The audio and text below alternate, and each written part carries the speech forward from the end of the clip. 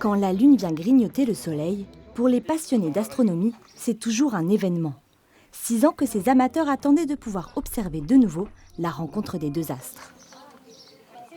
On est au maximum dans un ciel presque complètement dégagé.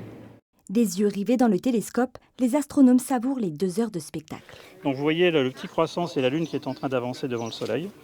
Et donc on est au sud de la zone maximale de grandeur de l'éclipse, puisque c'est une éclipse qui est annulaire au Groenland, au Canada et sur la partie est de la Sibérie. Et comme nous on est au sud, c'est la Lune qui tangente le Soleil sur le bord nord.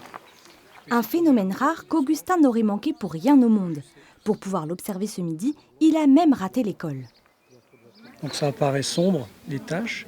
En fait, c'est simplement parce qu'à cet endroit de la surface du Soleil, la température est légèrement inférieure par rapport au reste du disque solaire.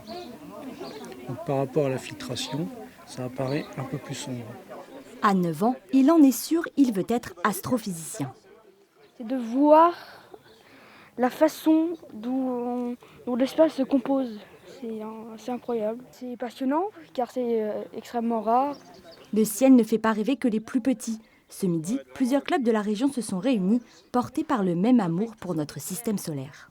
J'aime bien, c'est l'observation du ciel, surtout le ciel nocturne, le ciel profond, tout ça, les objets, en fait, les choses qu'on ne peut pas voir à l'œil nu.